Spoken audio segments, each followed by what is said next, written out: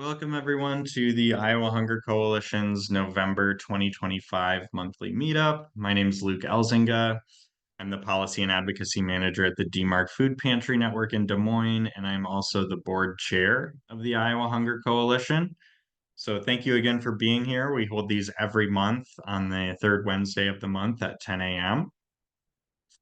A little bit about the Iowa Hunger Coalition. If you're not familiar, we are a membership-based 501c4 organization.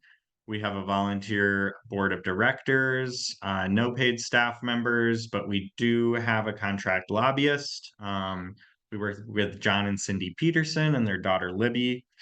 And we really try to bring individuals and organizations together to be a voice at the Capitol, calling on our legislators to address food insecurity and build equitable food systems in Iowa. This is our mission and guiding principles, which was written by our members last year. So thank you to anyone who helped in drafting these. And if you want to learn a little bit more about these guiding principles, you can just visit our website, iowahungercoalition.org, and right on the homepage, there's some additional information. But our mission is working to end hunger in Iowa through education, advocacy, and policy change rooted in justice. And our three guiding principles are hunger is a policy choice, nutritious food is a human right, and ending hunger requires solidarity, not just charity. We wanted to start off with just a bit of a check-in with everyone, and I'm going to stop sharing because it has been a really historic time, to say the least, especially the last couple weeks, with SNAP benefits not going out during the shutdown. And I guess I should have shared one more slide. So we do have a couple questions for everyone. And you don't have to speak out loud. You can share in the chat. I don't think we'll break out into small groups, but if people just want to share, um, maybe one thing that's bringing you hope or inspiration right now, given everything that's been going on. Or you could also share, maybe what's one thing you really need help with right now, because we know it's been a really challenging time for everyone. So I'm going to stop sharing real quick. And if you want to raise your hand or come off mute or just post in the chat, something bringing you inspiration or something you could use help with. Larry, go ahead. Thanks, Luke. Speaking on behalf of Bread for the World, we had a leadership meeting a week ago in which the president of Bread, Reverend Eugene Cho, sort of summarized what was going on. And he remarked on the fact that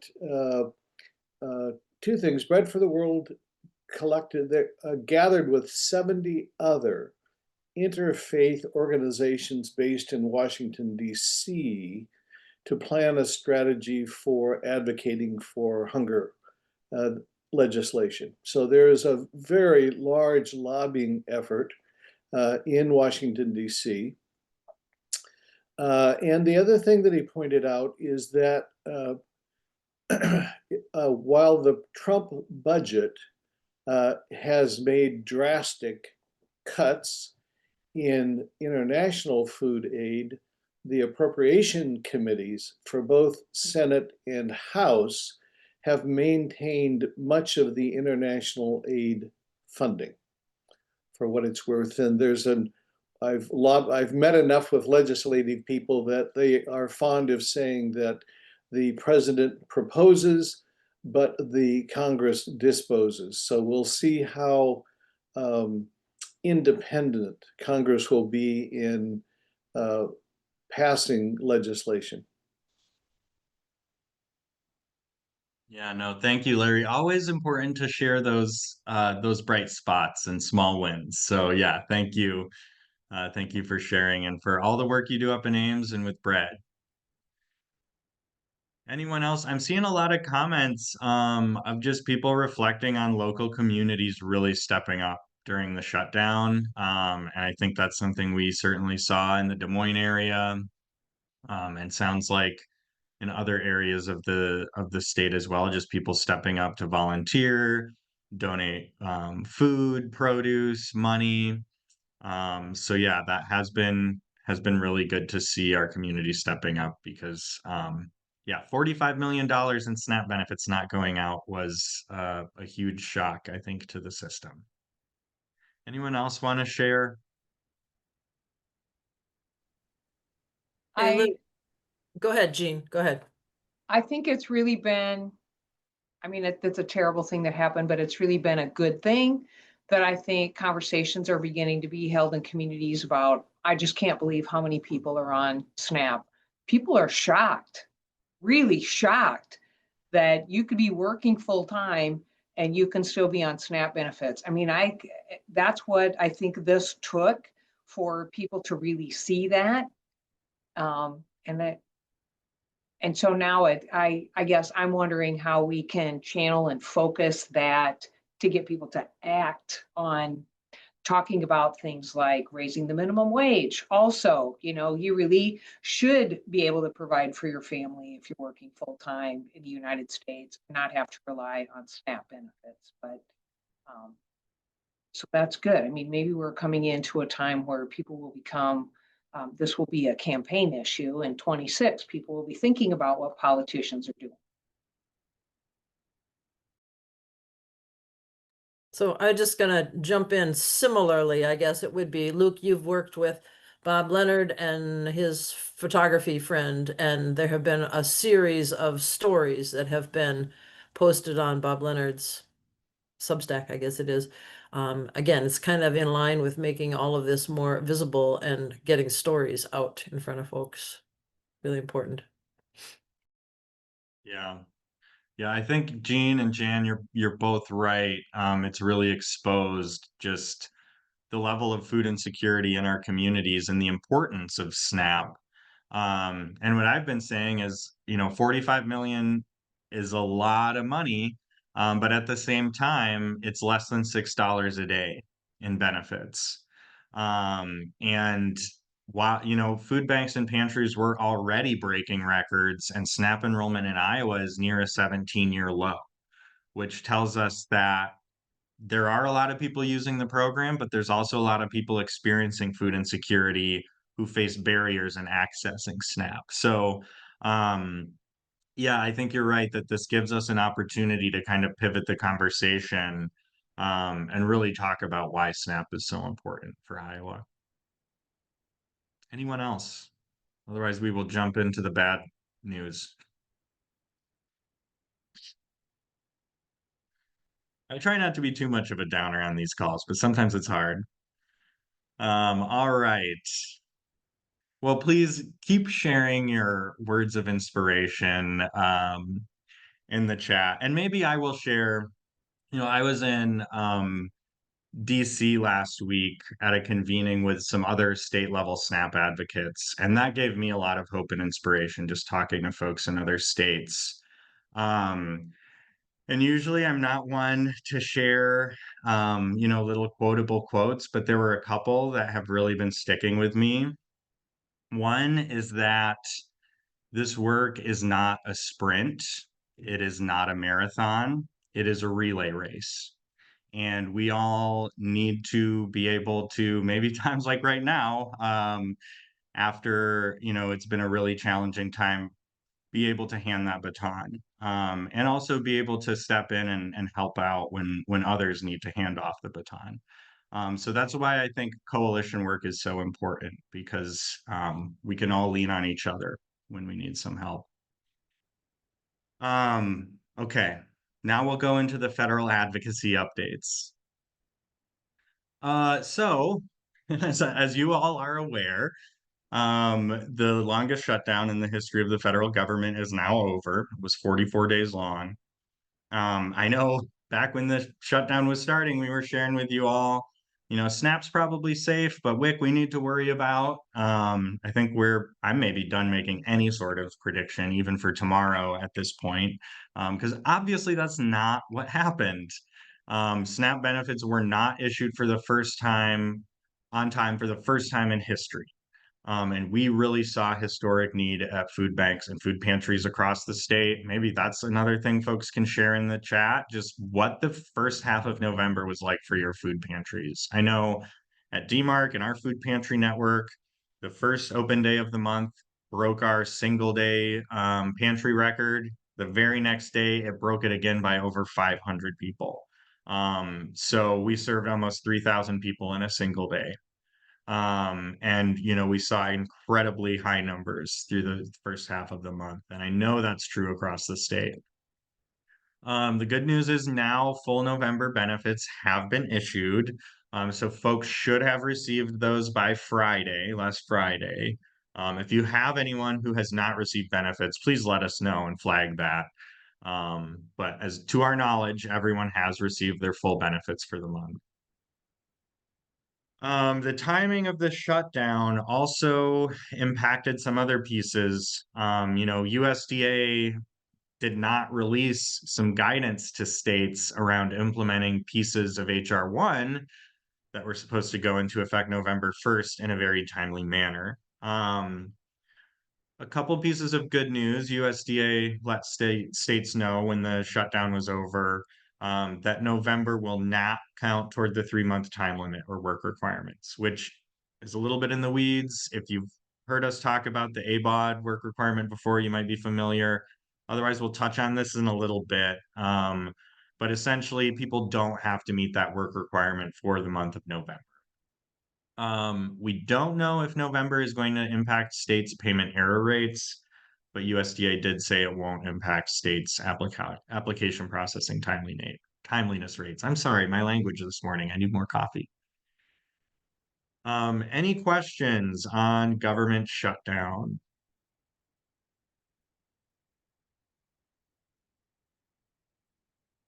I'm sure you all were following along the whiplash with lawsuits and directives and walking things back. Hopefully, we never have to learn about partial benefits ever again. Luke, I have a quick question, but I don't know if it's Yeah. necessarily, it's maybe more about coming back online and maybe you'll get to it, which is the whole recertification process. I don't know if you're going to talk Mhm. about that. Well, I wasn't necessarily, but I think I'll use that to talk Okay. about right now. You may have seen some news from USDA Secretary Rollins after the shutdown saying we're going to make everyone recertify for their SNAP benefits. To my knowledge, there's not an actual policy change happening. This is really just bluster. And the same thing happened when, USDA told states to hand over their data. A lot of red states did, blue states didn't. There's those lawsuits still happening, but Secretary Rollins shared from that, oh, we've already gotten 700,000 people off SNAP. Well, it was very unclear where that number came from. And when you just look at the overall enrollment, it was a 700,000 difference. So I think she was just talking about people naturally coming off the program, not like them finding fraud. And I think this is the same case.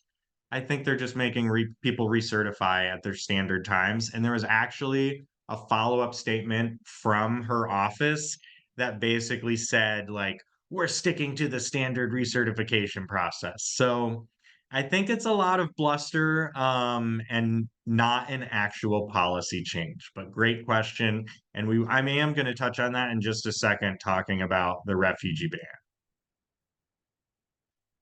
ban, which is right now. So again, I mentioned there were a couple pieces around HR 1 implementation that were supposed to be effective November 1st. USDA FNS issued guidance to states on non-citizen eligibility literally October 31st, one day before those changes were supposed to be implemented. You may recall during the big reconciliation battle, this is something we were trying to fight back against. But most non-citizens are no longer eligible for SNAP. And I want to be clear here. Undocumented individuals have never been eligible for SNAP. But refugees, asylees, special immigrant visa holders from Afghanistan and Ukraine, those folks are no longer eligible for SNAP. And this was a really disappointing, obviously really disappointing thing to see. It was not a huge cost savings. Only around 1.5% of everyone on SNAP in Iowa fell into that category. But we know this is going to impact those families, and it's going to be a huge impact on them. Oftentimes, these are larger households with a single adult working. They could see, hundreds of dollars in benefits lost. And we also know their options at food pantries a lot of the time aren't necessarily in line with their cultural food needs. I know something at DMARC we try to do is have as many culturally appropriate foods as possible, but we just can't provide the same selection, as a halal grocery store down the street. Um, so this is a really, really upsetting policy change. Um, so eligibility is now limited to non-citizen US nationals, which I had to look up what that even is. It's mostly folks from territories like American Samoa. Lawful permanent residents, which more commonly known as green card holders, who do have a 5-year bar, which there's some nuance here too, and certain Cuban and Haitian entrants and COFA citizens, which is the compact of free associated countries. I think I'm getting that acronym wrong, but like Micronesia and Marshall Islands. This policy change is effective November 1st, but it takes effect at recertification. So if I'm a family, if I'm a household who's refugees who just recertified in September, it's not like I'm losing my benefits November 1st, but I will lose my benefits the next time I recertify. And typically that's every 6 months. We've already seen some reporting and heard some folks. I know Des Moines Refugee Support has been talking about this, of households losing access to SNAP in November because of this policy change. There's actually nothing in the state's policy manual updated to reflect this change, but this change has happened. Speaking of small wins and small bright spots, we've learned that the 5-year bar for LPRs to get SNAP will not apply to refugees, asylees, and other humanitarian immigrants once they make a change of status. But there is a very long wait to get that change of status made. It can take years. So for folks who've just lost their SNAP, not a huge reassurance, but again, one small bright spot in this. Are there any questions about this non-citizen eligibility? I would just share if you are coming across folks that you work with who are facing this loss, and they're willing to talk about what this means for their family, please connect them with us. We'd be happy to talk with them and elevate their story. One thing we're trying to do with a lot of these changes is document the harm so that we can work to undo these really bad policy changes in the future. And this is a really bad policy change. The other big change in November was the expansion of the 3-month time limit, also known as work reporting requirements. And this is kind of in the weeds. I'm trying to make it as simple as possible, but there's basically 2 types of work requirements for SNAP. There's the general work requirement, which applies to a lot more people. Really think of this as a no-quit rule. You can't willingly leave your job or reduce your hours and maintain your SNAP benefits. But then there's what we really think of around work requirements, which is the ABOD, and I should have put an asterisk there, 3-month time limit. ABOD stands for able-bodied adults without dependents. Now that we've changed the definition of who this applies to, the without dependents really doesn't apply any longer. So we can think of these folks as maybe time-limited individuals, or people who need to prove their work, or prove an exemption. So this already existed for people between 18 and 54, able-bodied adults without dependents. If you weren't working at least 20 hours a week, you could only get SNAP for 3 months, and then you would lose it for 3 years, unless you could meet that work requirement. So it's a time limit. It's also a work requirement, same thing. So yeah, that already existed for 18 to 54-year-olds. This is expanding to the following populations because of HR1. Older adults 55 to 64, parents and caretakers of children 13 and up, and veterans, unhoused people, and young adults aging out of foster care who were previously exempt. I don't have it here, but we've got a whole handout on the research behind work requirements, which very clearly shows the evidence is that work requirements do not work. They do not lead people to meaningful employment or increasing their earnings. They really just force people off the program who can't meet the requirement or even maybe should be exempt or are meeting the requirement, but fail to report, with this state. I also want to be clear that there are exemptions that do exist. And in addition to the outlined exemptions for, people with a disability and things like that, there are a couple other exemptions that have they're a bit squishier, I guess I would say, and really rely on applicants and their self-advocacy, and because they're falling on a lot of discretion of the caseworker. So caseworkers can make a determination that someone is unfit for work just based on conversation, previous work history, things like that. But a lot of folks don't know that that's even an option. They think they need to have, a diagnosed disability or something like that. There's also exemptions for good cause. If I just, if my car got in a wreck and I couldn't make it and I lost my job. These exist. A lot of people aren't aware. And so one thing we're going to be working on is increasing awareness and helping people navigate these exemptions and doing some self-advocacy around there. Any questions on the work reporting requirements? Oh, another thing I will add that we've been talking about, something for you all to consider. If you work with volunteers and there's someone who's maybe just on the cusp, they're not getting enough hours, um, volunteer hours can meet that requirement as well. So it's work, training, or volunteer. And so we obviously don't think that's a long-term solution. We think the solution is getting rid of this time limit. Again, it doesn't work. It just keeps people from accessing the nutrition benefits they need. But if this is the policy, how can we help people navigate it to maintain or regain their benefits? Luke, I remember in a previous meeting talking about anticipating this and what can we do to help folks navigate these different requirements, sort of like a train the trainer, right? Conversation. Yep. Has anything moved on that? And I don't know in my territory in north central Iowa who is providing that sort of support to interpret these new requirements. So can you speak to that?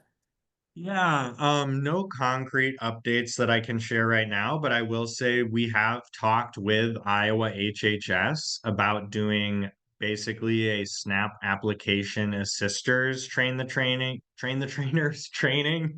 And also I've talked with the Iowa SNAP hotline about that as well. This is a good reminder. I need to follow up with them. But yes, how can we be helping folks filling out additional applications or when they're getting paperwork in the mail that they don't understand or what does this mean? How do I do this? Having folks who are trained on, okay, here's what you need to do. Here's who you need to call. We need to get this piece of paper submitted by this date. So that is something we're working on. And then this unfit for work and good cause, I think we're going to be working on kind of like a self-advocacy toolkit that community organizations can use as well. That just kind of in plain language, almost like a know your rights. Hey, these exemptions exist. If you're having trouble finding work, bring it up in your interview and some just clear steps that people can take. It's not going to guarantee that they get the exemption, but just want to make folks aware of what are some of these policy things and how can they navigate them to maintain benefits. Because again, we believe these are just barriers for people to access benefits that really should qualify. But yeah, great question, Jan, and we're still working on it. We'll keep you all updated.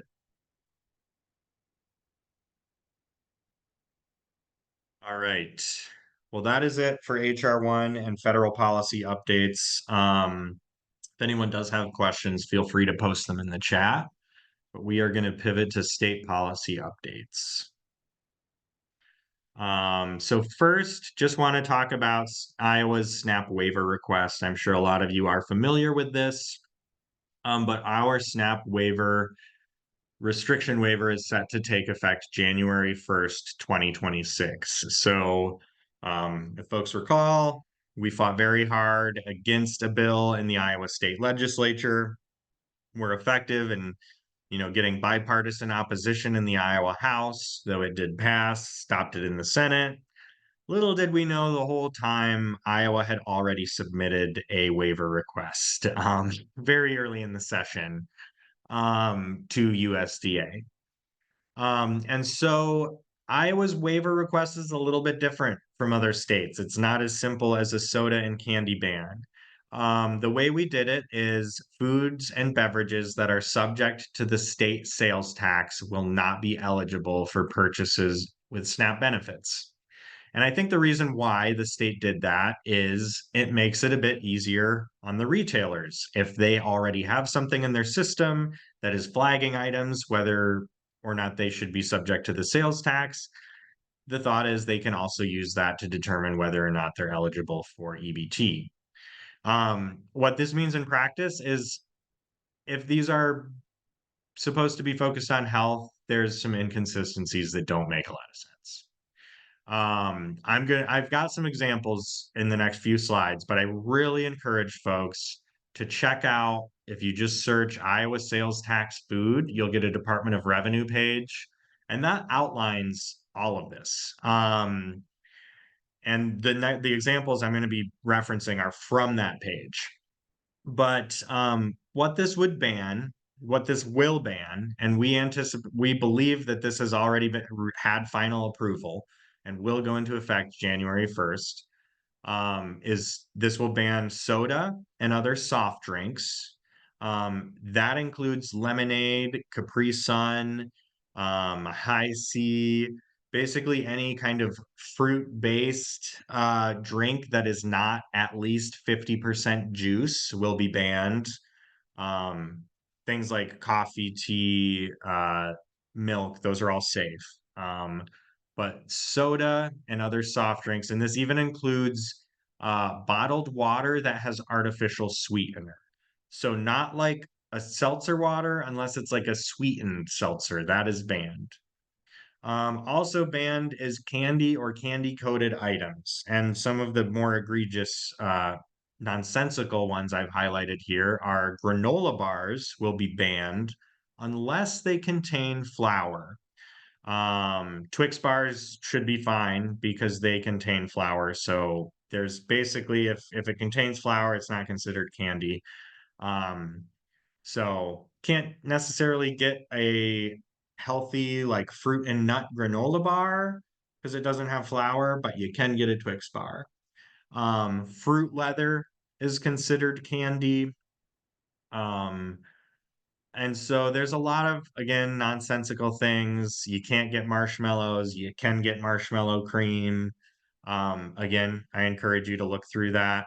One thing that we hadn't necessarily realized when this first went in, because it was not specifically mentioned, but the state has since clarified that these will be banned, are certain in-store prepared foods, including prepackaged salads and sandwiches and prepared foods from the deli counter, unless they have been put into a container and sold cold next to the deli counter. So we're going to get into a couple of these really egregious examples that, again, were pulled directly from the Iowa Revenue website. Example A, a supermarket retailer cuts Bibb and romaine lettuce, mixes them together, and places them in a bag for sale. This is food that is only cut and repackaged.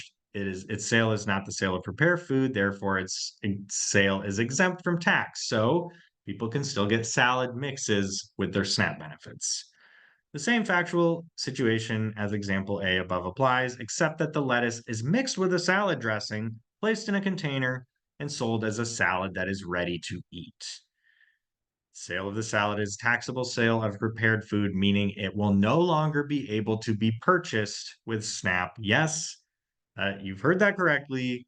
People will not be able to purchase prepackaged salad mixes if they are mixed with a dressing and placed in a container and sold as ready to eat. Um, Obviously, this is going to cause a lot of confusion. Another example is a supermarket retailer cutting up salami and placing them in the same container and selling them as a meat variety pack. Again, retailers are allowed to basically cut and repackage things. Um, Same situation as example C, but they're taking the salami, putting it between bread, adding condiments, surrounding it with plastic, and selling it as a ready-to-eat sandwich.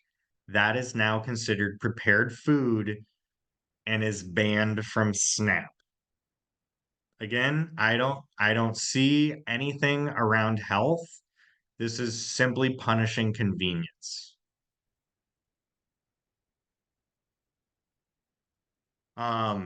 This is a map that we brought up during the legislative session, needs to be updated, but largely, is still true.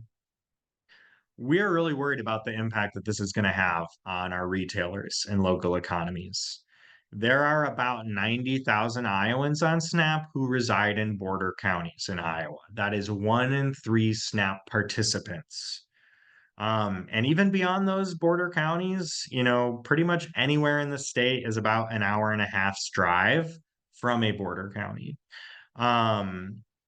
Just in those border counties, that is $23 million in economic activity every month being generated from SNAP benefits. I'm not saying everyone who lives in a border county is going to cross over the river to do their grocery shopping, but we can certainly expect that some people will. And probably not just to go across and get, soda or whatever item they can't get, but simply to just not have the government policing what is in their grocery carts. And I see some chats, so I'm going to bring it up real quick to see if there's any questions to answer.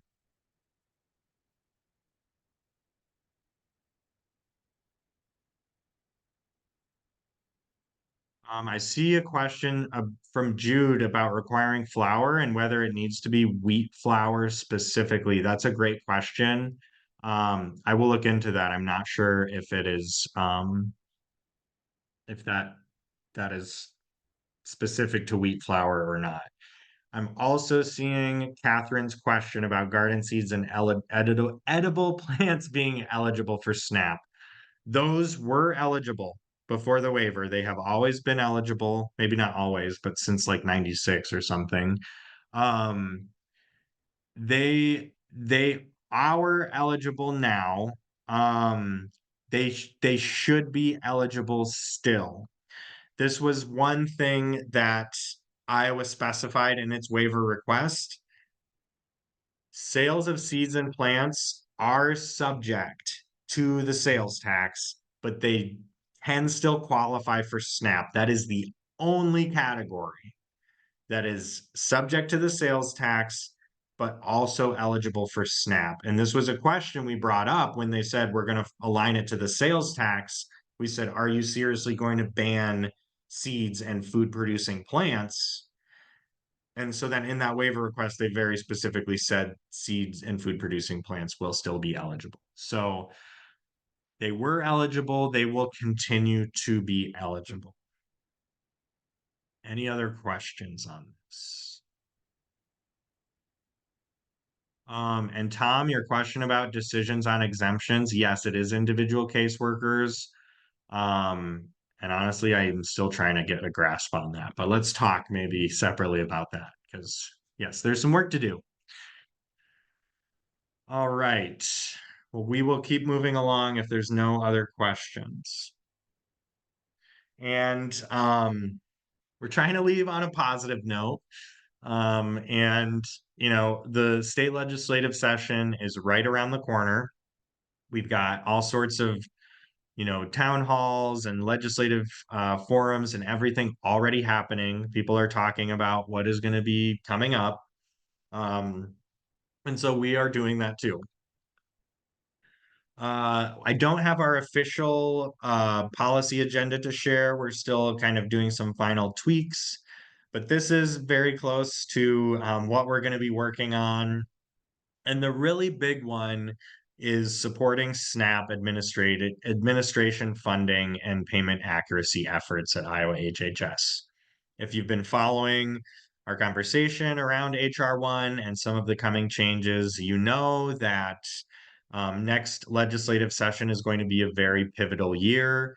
The state's going to need to come up with about $14 million in additional funding for SNAP administration because of changes in HR1, and could be on the hook for even more if our payment error rate goes too high. Right now, we are sitting right at 5.9%. If we go above 6, we could be facing a $25 million penalty every year, potentially even higher. So we are going to be really laser focused on making sure that we're supporting SNAP admin funding and payment accuracy efforts to maintain long-term sustainability for the program. We are continuing to advocate for smart bipartisan solutions to addressing hunger and food insecurity, like summer EBT, double up food bucks, and the Choose Iowa Food Purchasing Program. We are also prepping our defense. We've already heard there is already talk about additional welfare reform. And this comes after the state passed welfare reform in 2023, additional welfare reform this past year, and then the largest cut to SNAP and Medicaid in program history this summer at the federal level.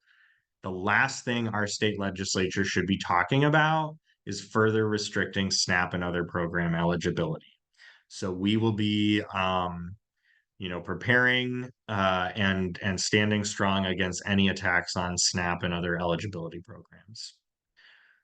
Also, protecting our school nutrition standards. You may remember from last year, there was a bill that passed the House, did not pass the Senate, that would essentially ask for a waiver from the federal school nutrition standards and said that Iowa was going to come up with our own school nutrition standards, highlighting our Iowa culture of pork and dairy and corn.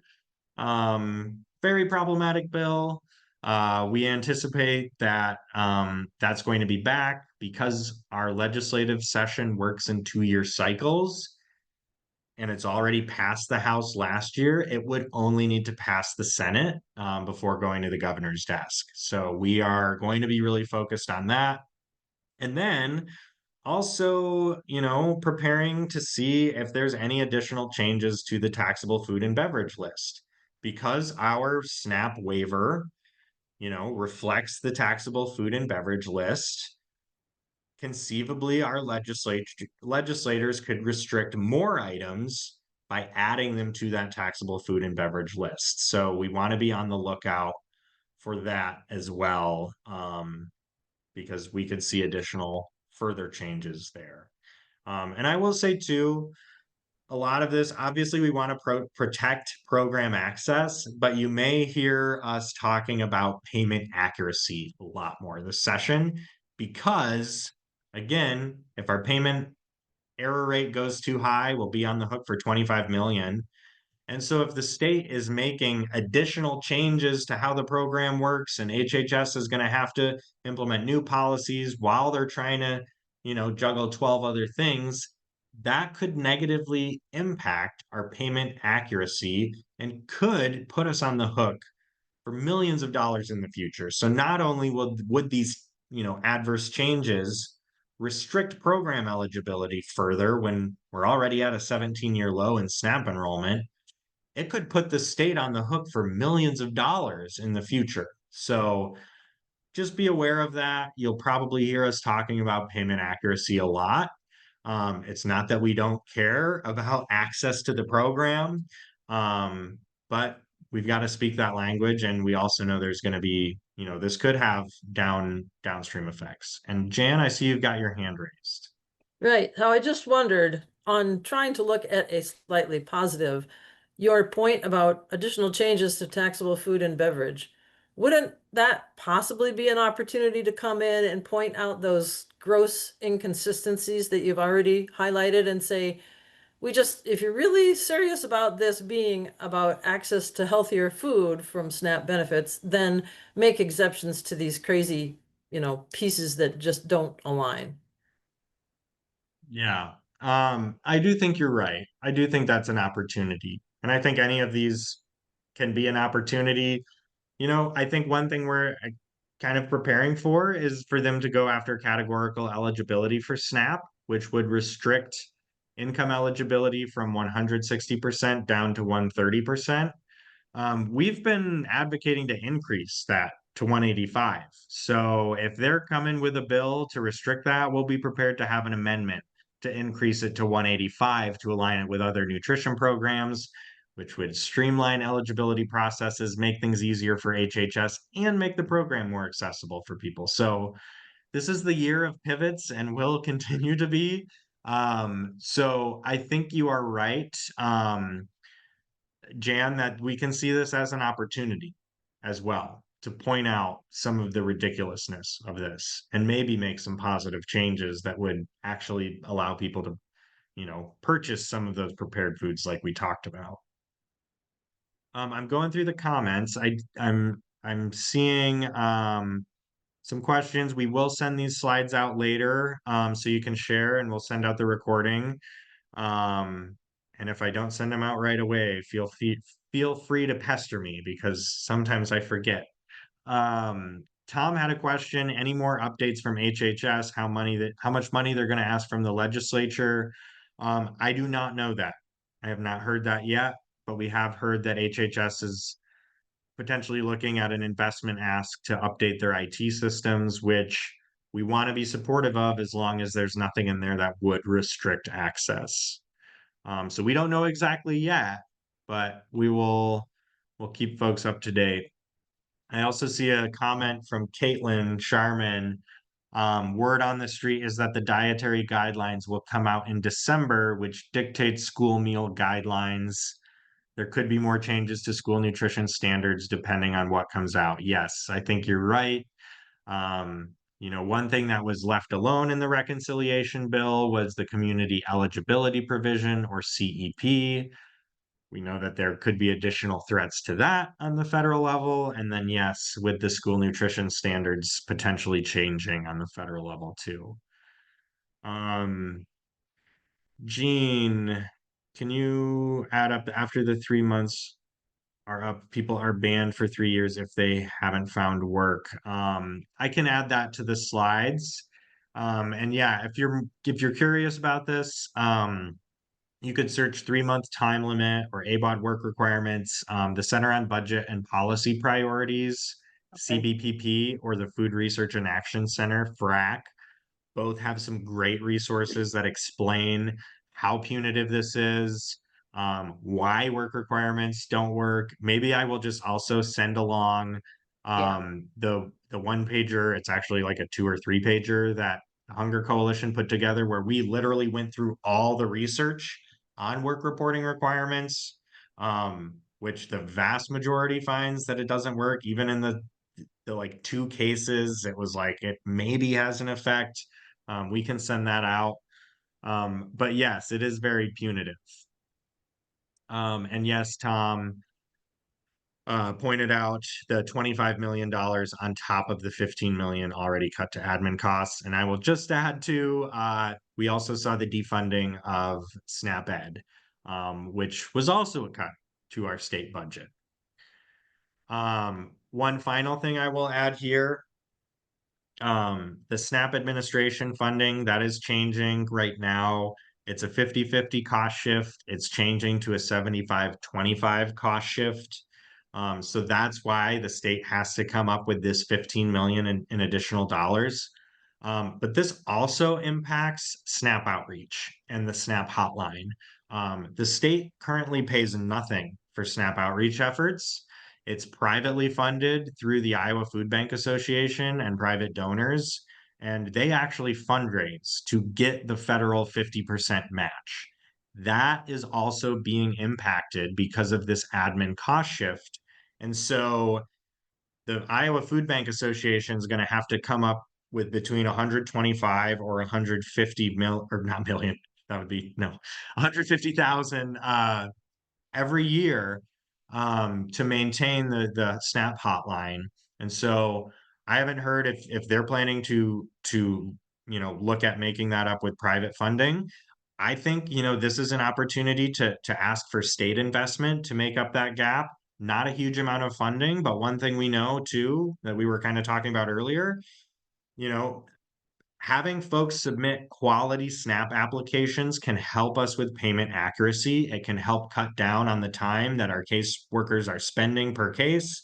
And so we really can make the case that funding for the SNAP hotline is going to pay for itself because it's going to help improve our payment accuracy and it takes some of the burden off Iowa HHS.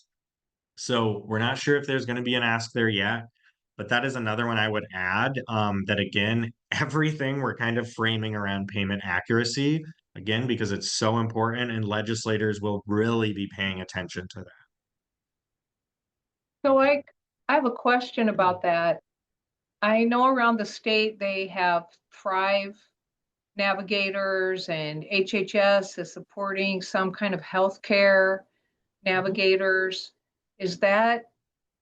Are they thinking that that is supposed to are those navigators supposed to actually help people apply for SNAP assistance and apply for other benefits? Is that part of their job?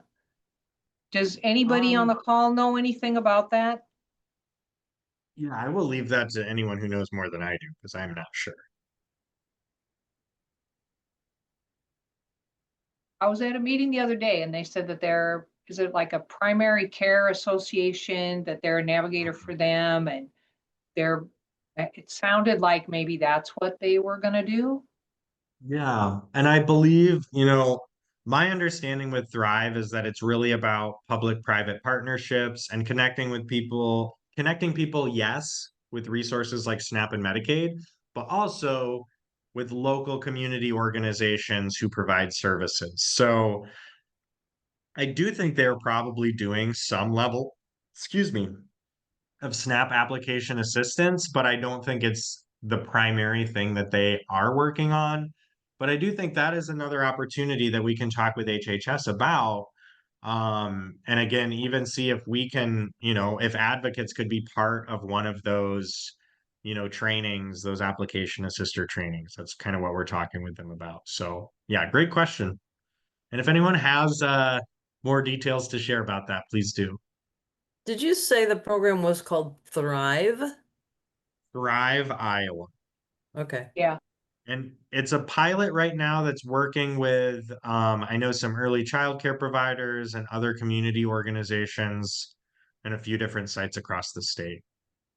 I think they just picked a couple of health departments in some of the counties that are going to administer that. And I think they're getting paid to administer that. I'm not really sure how people were chosen. I think they kind of just selected folks they maybe had worked with on other projects, but I think the idea is in the future, this will be a much more statewide initiative beyond just the pilot sites. But yeah, that's certainly something to keep an eye on this legislative session too. If we see anything with Thrive, I didn't mention it here too, but we've got our federal and other funds committee in the House, which is basically the DOGE task force that we'll be keeping an eye on. So, yeah, if you're aware of anything else that is, might come up in the legislative session, please let us know because, we primarily work on SNAP and food insecurity, but we like being apprised of other things. So apparently for Region 7, the Thrive contract went to Blackhawk County Health Department. I'm only saying this because I don't know where everybody's from on the call. And then for Region 5, the contract went to Warren County Health Department. And apparently it's going to be with Restoring Hope, which is an out of Arkansas group that they will be contracting with. So apparently HHS contracted with Restoring Hope and then picked Black Hawk County and Warren County Health Department. Okay. So Okay. maybe we can keep an eye on that because again, I'm not sure what navigators are supposed to do, but I thought they were supposed to be hooking people with services. Yeah. No, definitely. Yeah, thanks for bringing that up, Gene. And if anyone has any additional information to share, please post it in the chat or reach out with an email because, yeah, it's something that's been in the works for a few years. It's kind of based off of Hope, Florida. There's ties with like the economic mobility work at HHS and kind of the Science of Hope, which might be the connection to that Oklahoma group. I know there's like a group out of Oklahoma that does some of the Science of Hope work. So yeah, it's something the department has been working on and I think will continue to and is a good thing to stay in the loop on. All right, so how can you prepare ahead of the legislative session? Well, first thing you can do is get to know your state representative and senator. We all have one state representative and one senator who represent us in the Iowa legislature. And I would just encourage you, if you've never spoken with them before, um, even if you've sent them a lot of unreplied emails, um, to invite them for a visit, or you can even ask if they'd be willing to volunteer at your organization. That's a really good way for folks to see firsthand the work that you do, how your agency operates, maybe even get a chance to talk with some clients to hear their perspective on what food insecurity actually looks like in your community. Um, I always think inviting legislators to visit and see your organization is absolutely the best thing you can do to advocate. Not necessarily sending emails, although I'm going to bug you to constantly send emails, but really forming that relationship, get to know them, have them know your name, and be able to put a face to it. So when you're sending them emails during the session, it's a little harder for them to ignore them or say, "Oh, that's just so and so. They've always got an opinion." No, you're a real person who cares about your community, and that's why you're reaching out. So again, invite them to visit, volunteer.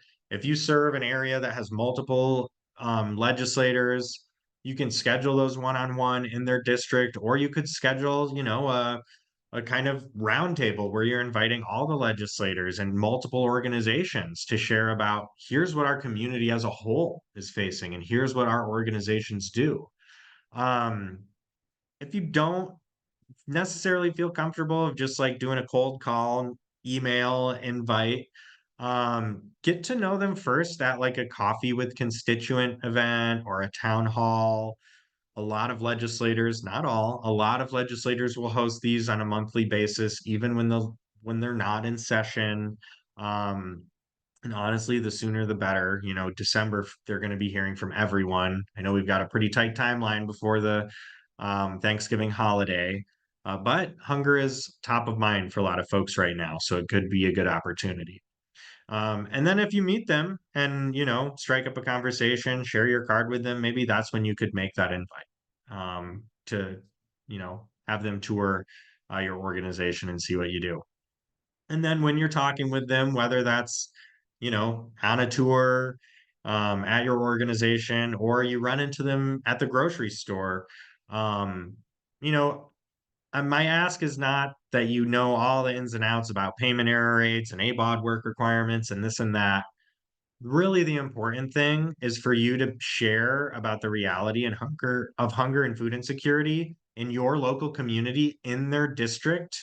And you can share data to do that. But the most powerful thing is stories.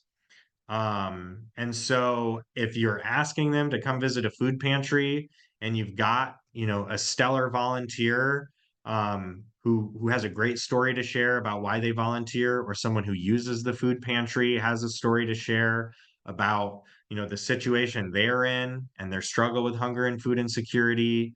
I always think it's good to do some preparation with folks so they kind of know what to expect, and have that conversation so you're not just leading people blind into a meeting with a legislator. But think about who's in the room and what stories are being told and shared. Because a lot of our legislators hear stories that I will say are not entirely accurate, or maybe are misinformed or are myths about hunger and food insecurity.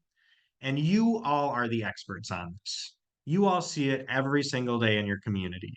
And so it's really important that you share, whether that's a firsthand experience. I personally, benefited from SNAP. I was on free or reduced price meals, or even if it's a secondhand story. I was talking with a woman in our food pantry last week who, was just evicted, and, she's trying to figure out how she's going to feed herself and keep her pet. All of these are incredibly important and powerful stories that need to be told. And I think sometimes hunger is not always talked about. And like Gene was saying earlier, um, the SNAP shutdown really highlighted how big of an issue this is. And there's a lot of talk going on right now, and not all of it is positive, I will say, unfortunately. There's a lot of really gross rhetoric out there right now about SNAP and people experiencing hunger. And we really need to be bold and firm and speak truth to power about what we see every day in our communities. We need to highlight the importance of SNAP, but we also can talk about the barriers that people already face in accessing the program. At our food pantry network here at DMARC in Des Moines, only 35% of everyone we assist is using SNAP, which tells us there's a lot of people using SNAP, that the benefits don't go far enough. There's also a whole lot of people who should qualify for SNAP that don't receive it because of these barriers put in place. And there's also some people who don't qualify for SNAP because their income is quote unquote too high, but still face food insecurity. And that's why we need things like increasing eligibility through broad-based categorical eligibility. So my call for you, we've been on the defense for so long. We need to go on the offense right now and really, squash those myths. Don't be afraid to call them out.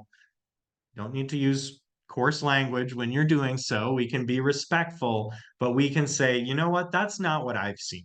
In my experience, that's not what I see as the reason why people are experiencing hunger and food insecurity. Because again, we are the experts, and your legislators work for you. A resource that we have that I want to point you all to is the SNAP map. This is on the Iowa Hunger Coalition's website under the mapping tab. We update this every month with the state of Iowa's F1 SNAP monthly food assistance report. So if you want county level data, this is as timely as it gets. And so encourage you to check that out. Again, this is how we can say that SNAP enrollment is near a 17-year low in the state of Iowa. Those reports are all out there, but without putting them all together and having that historical context, we can't really say that. So you can click on a county and it will filter all the data just for that county. You can see the percentage change in the past year. You can see the percentage change since the start of the pandemic. If you hover over, you can see the percentage of population who should be eligible but is not participating. And so this is the data we want to equip you with. Again, stories are the most important, but having the data to support really helps back that up too, especially when we're talking about average meal per or average benefit per meal or per day. Also want to invite you all to something that's happening tonight. We're partnering with a number of other organizations on a webinar around HR1, SNAP, and Medicaid, the impacts and choices facing Iowa. Some of it's going to not be new material necessarily because we'll be talking about payment error rates and these work requirements and everything else. We'll also be talking about the changes to Medicaid and really the budget impact that these are going to have. So you can join us tonight at 7. I will put that in the chat as soon as I'm done sharing my screen. So final question, and I know we're basically at time. So I guess I would ask people to reach out if you have any thoughts of anything that we could be providing that will help you be more effective in your advocacy. I will say we're working on some co-branded materials that we can have up at the Capitol around SNAP basics, myth busting around SNAP fraud, HR1 basics. So we are working on all of that. But if there's anything else that can help you be more effective, please let us know. We are a coalition. We're all working together. We don't have all the answers. If you have ideas, please send them. Finally, any questions? Otherwise, like I said, we are at the hour and I want to be mindful of everyone's time. Streamlined talking points. I see that, Jan. And yes, we will probably have, in addition to those public facing documents, some more talking points, how to pivot on certain hard conversations and things like that. So yes, thank you, Jan. All right. Oh, the link to tonight's meeting. Thank you. Oh, I can't minimize while I'm recording. Where is this? Here we go. Sorry. Posting it in the chat right now, and I will send that along when I send the follow-up email. So, if you can't make it tonight, we will be recording that and we'll send that out as well. So, all right. Thank you so much. Good to Thanks, see you Luke. all. Hang in there. Keep up the good work.